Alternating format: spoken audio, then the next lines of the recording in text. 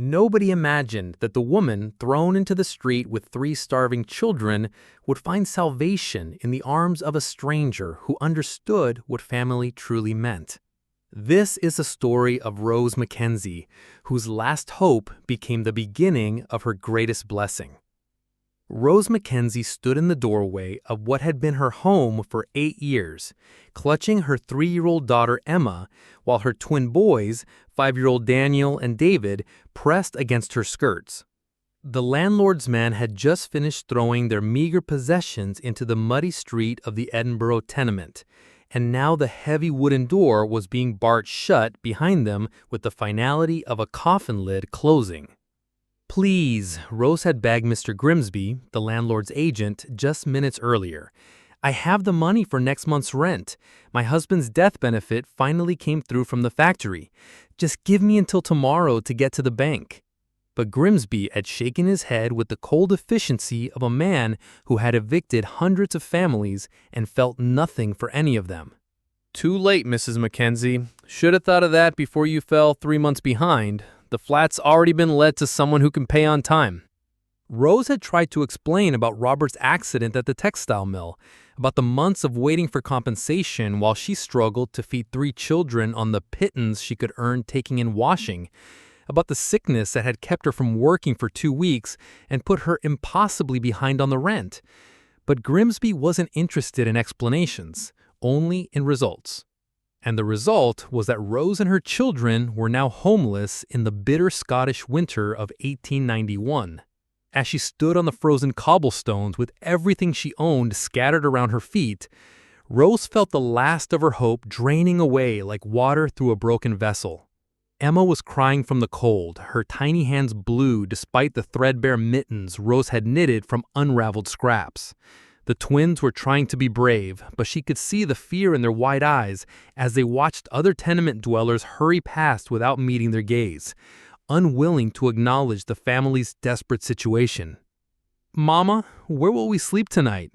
Daniel asked in a small voice that broke Rose's heart into 1,000 pieces. "I don't know, sweetheart," Rose admitted, because she had never lied to her children and wasn't going to start now, even if the truth was more terrible than any lie could be. The few relatives Rose had left in Edinburgh had already made their positions clear during the months since Robert's death. Her late husband's brother had told her bluntly that he had his own family to worry about and couldn't take on 4 additional mouths to feed. Her own sister had married above her station and was too concerned about her social reputation to be associated with the destitute widow and her children. The parish workhouse was an option, but Rose had heard stories about families being separated there, about children being taken from their mothers and sent to industrial schools where they might never be reunited. As the afternoon light began to fade and the temperature dropped even further, Rose gathered her children close and began walking through the narrow streets of Edinburgh's Old Town, looking for some kind of shelter where they might survive the night. She had perhaps 2 shillings in her pocket, enough for a meal, but not for lodging. Her priority was keeping the children warm and fed, even if it meant she went without. The bakery where she sometimes bought day-old bread was closing as they approached, but the owner, Mrs. Campbell, took pity on them and sold Rose 3 neat pies for half price. The children ate hungrily while Rose pretended she wasn't starving, claiming she would eat later after they found a place to rest. But as the evening wore on and they wandered through increasingly desperate neighborhoods, Rose realized that there was no place for them. The charitable institutions were either full or closed for the night. The few inns she approached took one look at her shabby clothes and frightened children and turned her away. And the churches she tried were locked until morning services. It was nearly midnight when they finally took shelter in the doorway of a closed shop, huddled together under Rose's thin shawl while the winter wind cut through their inadequate clothing like knives. Emma had developed a worrying cough, and the twins were shivering so violently that Rose feared they might not survive until dawn. "I'm so sorry," she whispered to her children as they pressed against her for warmth. "I'm so sorry I couldn't do better for you." What would you do if you found yourself on the street with 3 young children, no money, no family willing to help, and winter closing in around you? It was then, at the darkest moment of the darkest night of her life, that Rose heard the sound of approaching footsteps. She tensed, pulling her children closer, knowing that a woman alone with small children was vulnerable to all kinds of dangers on the Edinburgh streets after dark. But the man who appeared in the dim light of the street lamp was unlike anyone she had expected to encounter. He was tall and powerfully built, with dark skin and weathered features that spoke of a life spent outdoors in harsh conditions. His clothing was strange, furs and leather that looked handcrafted rather than factory-made. And his dark eyes held a depth of understanding that was immediately reassuring rather than threatening. "You have no place to go," he said in accented English, his voice gentle despite his imposing appearance. Rose nodded, too exhausted and desperate to pretend otherwise. "We were evicted today. I have nowhere to take my children." The stranger studied the small family for a long moment, taking in their inadequate clothing, their obvious hunger and exhaustion, and the way the children clung to their mother with the desperate trust of those who had nowhere else to turn. "I am Tulimaq," he said simply. "I can offer you shelter." Rose's first instinct was suspicion. Why would a stranger offer help to people he had never seen before? What would he want in return? But as she looked into Tulimaq's eyes, she saw something that had been absent from every other interaction she'd had since Robert's death. Genuine compassion without calculation or conditions. "I don't have money to pay for lodging," she said honestly. "I am not asking for money," Tulimaq replied. "I am asking if you want your children to be warm and fed tonight." The choice was no choice at all. Rose gathered her children and their few possessions and followed Tulimaq through the winding Edinburgh streets to a small boarding house in an area of the city she had never seen before. The proprietor, an elderly Scotsman named Macleod, greeted Tulimaq with obvious respect and showed no surprise at the bedraggled family he brought with him. "Room 7 is available," Macleod said, without asking questions. "I'll have Mrs. Macleod bring up some hot soup and bread." The room was small but clean, with the proper bed, a washstand, and, most importantly, a coal fire that filled the space with blessed warmth. As Rose helped her children out of their wet clothes and into the warm beds, she felt tears of relief streaming down her face. "Why are you helping us?" she asked Tulimaq as he prepared to leave them to rest. "Because in my culture, we understand that children are the future of all people, not just their parents," he replied. "And because I know what it is to be far from home with nowhere to turn." Over the following days, as Rose and her children recovered from their ordeal and began to adjust to their temporary sanctuary, she learned more about the man who had saved them. Tulimaq was an Inuit hunter from the Canadian Arctic who had come to Edinburgh as part of a cultural exchange program organized by Scottish missionaries who worked in the Northern Territories. He was supposed to spend several months learning about European ways before returning to help his people adapt to the changing world that was encroaching on their traditional lands. But Tulimaq had been appalled by what he saw of European civilization, the way families were separated by economic circumstances, the way children suffered while adults accumulated wealth they didn't need, the way people could walk past obvious suffering without feeling obligated to help. His own culture, he explained to Rose, was built on the understanding that community survival depended on everyone caring for everyone else, especially the most vulnerable members.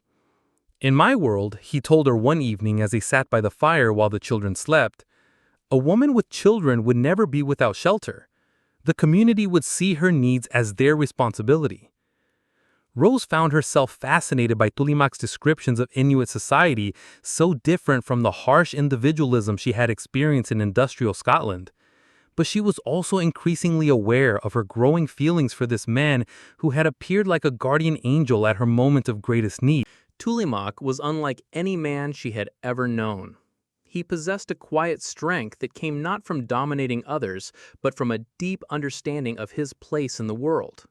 He treated her children with patient kindness, showing them respect as individuals rather than viewing them as burdens or inconveniences. Most remarkably, he seemed to see Rose herself not as a charity case to be pitied, but as a person of value whose circumstances had temporarily overwhelmed her resources. "You are a good mother," he told her one day, after watching her help Emma with a difficult lesson in the simple reading and writing skills Rose was teaching her children.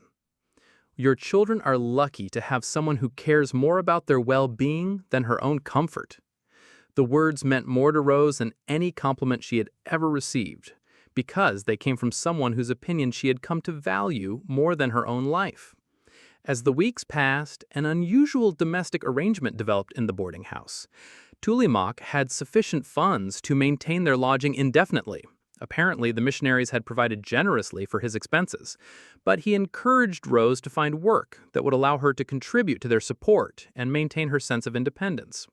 She found employment at a textile mill, not unlike the one where Robert had died, but the work was steady and the wages sufficient to cover her share of their living expenses. For the first time since her husband's death, Rose felt like she was building something rather than merely surviving from day to day. The children thrived under this new arrangement. Emma's cough disappeared, and she began to gain the weight she had lost during their months of poverty. The twins, Daniel and David, were fascinated by Tuliamaq's stories of Arctic life and began following him around like devoted disciples, eager to learn whatever he was willing to teach them. Tulimaq, in turn, seemed to find genuine joy in his role as an unofficial father figure. He taught the boys traditional games and survival skills adapted for urban life, helped Emma with her reading, and gradually introduced all three children to Inuit concepts of family and community responsibility. In my culture, he explained to them one evening, children belong not just to their parents, but to the entire community. Everyone has responsibility for teaching them, protecting them, and helping them grow into strong adults. Rose watched these interactions with growing amazement and affection. She had assumed that her children's needs would be a burden to any man who showed interest in her, but Tulimaq seemed to genuinely enjoy their company and take pride in their progress. But she was also aware that their current situation was temporary. Tuliamaq's obligations to the missionary program would eventually require him to return to the Arctic, and Rose had no idea what would happen to her family when that time came. The question was forced into the open one evening in spring when Tulimaq received a letter from the Mission Society informing him that arrangements were being made for his return passage to Canada. "I have to leave in 6 weeks," he told Rose, after the children had gone to bed. "My people are expecting me to return with knowledge that will help them adapt to the changes that are coming to the Arctic." Rose felt her heart break at the news, but she tried to keep her voice steady. "Of course, I understand. You've already done more for us than we had any right to expect." Tulimaq looked at her with an expression she couldn't interpret. "What will you do when I'm gone?" "We'll manage," Rose replied with more confidence than she felt. "You've given us time to get back on our feet. We'll find a smaller place, and I'll continue working at the mill. The children and I have survived worse than this." "Have you considered that there might be another option?" Tulimaq asked carefully. Rose looked at him with confusion. "What do you mean?" "I mean that my people have great need for someone with your skills and experience. You understand how to organize households, how to manage resources, how to teach children. These are valuable abilities in any culture." "I don't understand what you're suggesting.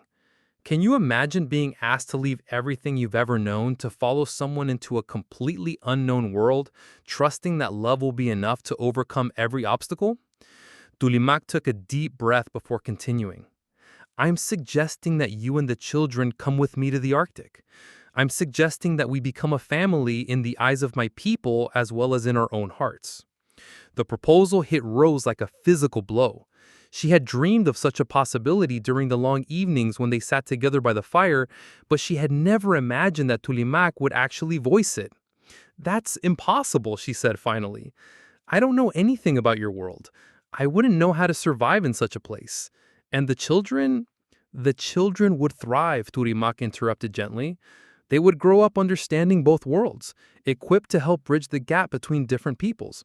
And you would learn what you needed to know, just as I have learned to navigate your world." "But why would you want to take on such a burden?" Rose asked. "You could return home and find a wife from your own people, someone who already understands your ways." Tulimaq was quiet for a long moment before answering. "Because I have fallen in love with a woman who measures her worth by how well she cares for others rather than how much she possesses. Because I have come to love children who have taught me that courage and joy can survive even in the most difficult circumstances. Because I believe that the strongest families are built on choice and commitment rather than convention and convenience. The conversation that followed was the most important of Rose's life. Tulimaq painted a picture of life in the Arctic that was both challenging and appealing, a place where her children would be valued and protected by an entire community, where her own skills would be appreciated rather than taken for granted, where she could build a new identity that honored both her Scottish heritage and her adopted Inuit family. But he was also honest about the difficulties they would face. The journey to the Arctic would be long and dangerous, especially with 3 young children. The climate and lifestyle would require adjustments that might be difficult for people raised in an urban environment. And there would be cultural challenges as Rose and her children learned to navigate a world with very different values and expectations from what they had known. "I won't lie to you," Tulimaq said. "It would not be easy. But I believe it would be better than anything you could build here, because it would be built on love and mutual support rather than mere survival." Rose spent 3 sleepless nights considering the proposal, weighing the risks against the possibilities, trying to imagine what kind of future she could provide for her children in either scenario. In the end, the decision came down to a simple question: did she trust Tulimaq enough to follow him into the unknown? The answer, she realized, was yes. This man had already proven his character by the way he had helped them without expectation of reward. He had shown his commitment to her children by the patience and care he invested in their daily lives. Most importantly, he had demonstrated that he understood what family truly meant, not just obligation or convenience, but genuine love and mutual support. "Yes," she told them on the 4th morning, as they sat together watching the children play in the boarding house's small garden. "We'll come with you." The preparations for their journey took several weeks and required more logistics than Rose had anticipated. Tulimaq worked with the Mission Society to arrange passage for a family rather than a single traveler, while Rose settled her affairs in Edinburgh and tried to prepare her children for the adventure ahead. The children's reactions to the news varied according to their personalities. Daniel and David were thrilled by the prospect of living in the Arctic with Tulimaq, whom they had come to idolize. Emma was more cautious, worried about leaving the familiar world of Edinburgh for a place she couldn't imagine. But all 3 children trusted their mother's judgment, and they had all come to love Tulimaq enough to follow him anywhere. The sea voyage to Canada was an ordeal that tested every member of the family's endurance. Rose had never been on a ship before, and the rough Atlantic crossing left her seasick for days at a time. The children struggled with the confined quarters and unfamiliar food, while Tulimaq worried constantly about whether he had made the right decision in encouraging them to undertake such a difficult journey. But gradually, as they traveled north from Montreal through increasingly wild landscape, Rose began to understand what Tulimaq had tried to describe about his homeland. The vast open spaces, the clarity of the air, the sense of being connected to something larger and more enduring than human civilization. All of these things spoke to something deep in her soul that she hadn't known was missing. The Inuit community that welcomed them was unlike anything Rose had expected.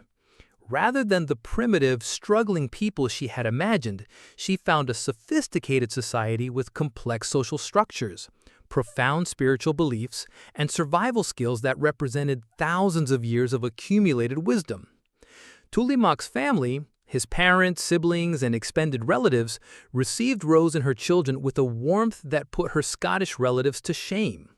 There was no questioning of their right to be there, no calculation of what they might cost the community, no judgment about their foreign origins or unfamiliar ways. "Tulimaq has chosen you," his mother Nuka explained simply. "That makes you our daughter and your children our grandchildren. There is nothing more to discuss." The integration process was not without challenges. Rose had to learn new skills for survival in the Arctic environment: how to prepare traditional foods, how to craft clothing from animal hides, how to read weather patterns and animal behavior. The children struggled initially with the cold and the unfamiliar diet, though they adapted more quickly than Rose had expected.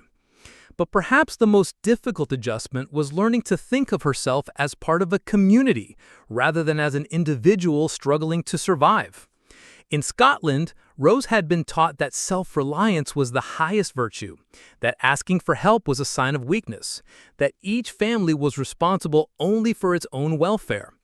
The Inuit understanding that everyone's survival depended on everyone else's support required a fundamental shift in how she thought about herself and her relationships with others. The shift became easier as Rose discovered that she had valuable contributions to make to her new community.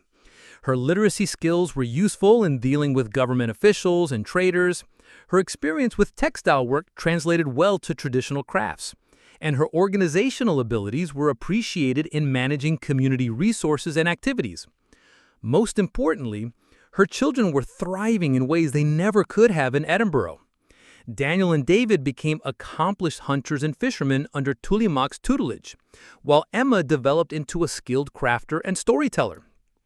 All three children grew up bilingual and bicultural, equally comfortable with Scottish ballads and Inuit legends, with Christian prayers and traditional ceremonies. The formal marriage ceremony that united Rose and Tulimaq took place according to Inuit customs, with the entire community participating in festivities that lasted for 3 days. Rose wore traditional clothing that the women had made for her, and she spoke her vows in the Inuktitut she'd been learning since her arrival. "I promise to be your partner in all things," she said, following the traditional words that Nuka had taught her. "I promise to share your burdens and your joys, to raise our children with wisdom and love, to serve our community with all my strength." As she spoke the words, Rose realized that she meant them more deeply than she had ever meant any promise in her life. This man and this community had given her and her children not just survival, but a chance to build something beautiful and meaningful from the ruins of their former existence. The years that followed brought both challenges and rewards that Rose could never have anticipated when she was huddling in that Edinburgh doorway with her starving children. There were harsh winters that tested everyone's endurance, conflicts with government officials who didn't understand or respect Inuit ways, and the constant work of maintaining a life that depended entirely on the natural world. But there were also joys that exceeded anything she had experienced in her previous life. She watched her children grow into confident, capable adults who could navigate multiple worlds with skill and integrity. She developed deep friendships with the women of the community who had embraced her as a sister. Most importantly, she built a marriage with Tulimaq that was based on genuine partnership and mutual respect rather than economic necessity or social convention. When Rose's hair began to turn gray and lines appeared around her eyes, she often reflected on the chain of events that had brought her from despair to contentment. The eviction that had seemed like the end of her world had actually been the beginning of her real life. The stranger who had offered help to a desperate woman and her children had become the love of her life and the father her children had needed. The community that had taken them in had given them not just shelter and food, but a sense of belonging that Rose had never experienced, even in the country of her birth. Her children had grown up understanding that family was not just about blood relationships, but about the choice to care for each other through all circumstances. But the transformation had not been without its difficult moments and painful adjustments. During their first winter in the Arctic, Emma had fallen seriously ill with a respiratory infection that had terrified Rose, reminding her of how close they had come to losing everything. The traditional Inuit healers had worked alongside Rose's basic nursing knowledge to save the little girl's life, but the experience had taught Rose how dependent they all were on the wisdom and support of their adopted community. The language barrier had also proved more challenging than Rose had initially anticipated. While the children picked up Inuktitut with the remarkable adaptability of youth, Rose struggled for months to master even basic communication. There were times when her inability to express herself properly led to misunderstandings that made her feel like an outsider, despite the community's warm welcome. One particularly difficult incident occurred during her second year in the Arctic, when Rose's Scottish approach to discipline conflicted sharply with Inuit child-rearing practices. She had scolded Daniel harshly for what she perceived as disrespectful behavior toward an elder, not understanding that the boy was actually following traditional protocols that encouraged children to question and challenge adults as part of their learning process. The elder, Aput, had gently corrected Rose's misunderstanding, but the incident had left her feeling embarrassed and uncertain about her role as a mother in this new cultural context. It was Tulimaq who helped her navigate these complex waters, patiently explaining the subtle differences between Scottish and Inuit approaches to child development. In your culture, children are taught to obey without question, he observed. In ours, they are taught to think for themselves and to understand the reasons behind rules. Both approaches have value, but we must help our children learn when to use which one. The insight had been a revelation for Rose, helping her understand that raising bicultural children would require more than just teaching them two languages. It would mean helping them develop the wisdom to know which cultural framework was appropriate for different situations. As the children grew older, these challenges became more complex rather than simpler. Daniel, who had always been the more adventurous of the twins, began to chafe against some aspects of traditional Inuit life as he entered adolescence. He was fascinated by the stories Rose told about Scottish culture and began to express interest in visiting Edinburgh to see the world his mother had left behind. "I want to understand where I came from," he told Rose one evening, when he was 15 years old. "Not just the Inuit side, but the Scottish side too. How can I know who I am if I only know half my heritage?" The question had troubled Rose deeply, because she recognized its validity even as she feared what might happen if Daniel left the protective embrace of their Arctic community. The outside world was changing rapidly, and she worried that her son might encounter prejudice or discrimination that would damage his sense of self-worth. But Tulimaq, with his characteristic wisdom, had encouraged her to see Daniel's curiosity as a strength rather than a threat. "He needs to test his identity against different worlds," Tulimaq explained. "That's how he'll develop the confidence to be fully himself in any situation." The decision to allow Daniel to travel south for a year of education had been one of the most difficult Rose had ever made. But it had also proved to be one of the most important, because Daniel's experience in the outside world had strengthened, rather than weakened, his commitment to his Arctic home and Inuit identity. "I learned that I don't have to choose between being Scottish and being Inuit," Daniel reported when he returned from his journey. "I can be both, and being both makes me stronger than being just one or the other." David's adolescent challenges had taken a different form. While Daniel had been drawn to explore the outside world, David had become almost obsessively focused on mastering traditional Inuit skills and knowledge. He had apprenticed himself to the community's most skilled craftsmen and hunters, spending long hours learning techniques that some of the younger Inuit men were beginning to abandon in favor of modern tools and methods. "Why do I need to know how to make a kayak the old way when I can buy a better one from the traders?" one of David's age mates had asked during a community gathering. David's response had revealed the depth of his commitment to preserving traditional knowledge. "Because when the traders stop coming, or when their boats don't work in conditions they weren't designed for, we'll still need to know how to make our own. And because these skills carry the wisdom of our ancestors, they're not just about making things, they're about understanding our relationship with the world." Rose had been proud of David's dedication to Inuit traditions, but she had also worried that his intensity might isolate him from his peers. It was Emma who had helped David find balance, using her natural diplomacy to bridge the gap between traditional and modern approaches within their generation. Emma had grown into a young woman of remarkable grace and intelligence, equally comfortable with Scottish ballads and Inuit throat singing, with European etiquette and traditional hunting protocols. She had inherited Rose's organizational skills and Tulimaq's spiritual insight, making her a natural leader among the young people of the community. When Emma announced her engagement to an Atar, a young man from a neighboring community, Rose had experienced a complex mixture of joy and apprehension. She was thrilled to see her daughter find love with someone who clearly valued her unique heritage. But she was also aware that Emma's marriage would test the community's acceptance of bicultural families in new ways. The wedding preparations had become a community-wide celebration that lasted for weeks, with elaborate ceremonies that honored both Scottish and Inuit traditions. Rose had worked with the other women to prepare traditional foods and decorations, while Tulimaq had collaborated with the men to organize hunting expeditions that would provide meat for the wedding feast. But perhaps the most meaningful aspect of the celebration had been the way it demonstrated how completely Rose and her children had been accepted as full members of the community. There was no sense that Emma was marrying outside her culture. Instead, the wedding was seen as a union that would strengthen the community by bringing new skills and perspectives into the extended family network. The birth of Emma's first child, a daughter named Siku, had marked another significant milestone in Rose's journey of transformation.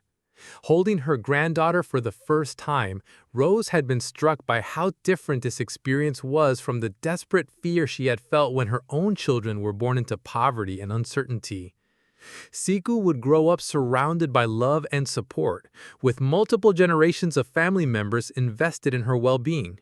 She would learn Scottish lullabies and Inuit legends with equal facility, would understand both Christian prayers and traditional ceremonies as natural parts of her heritage. "She will never know what it means to be truly alone," Rose had whispered to Tulimaq as they watched Emma nursing her newborn daughter. "She will always have a community that sees her as precious." The years that followed had brought more grandchildren, Daniel's sons who inherited their father's adventurous spirit and their grandmother's fierce independence. David's daughters, who learned traditional crafts with the same intensity their father brought to everything he attempted. Each child represented another thread in the complex tapestry that Rose's family had become, weaving together Scottish and Inuit traditions in ways that honored both while creating something entirely new. Rose's role in the community had also evolved over the decades. She had become known as someone who could bridge different worlds, helping newcomers adapt to Arctic life while also serving as a liaison with government officials and traders who needed to understand Inuit perspectives. Her literacy skills and cultural knowledge had made her invaluable in negotiating treaties and agreements that affected the community's future.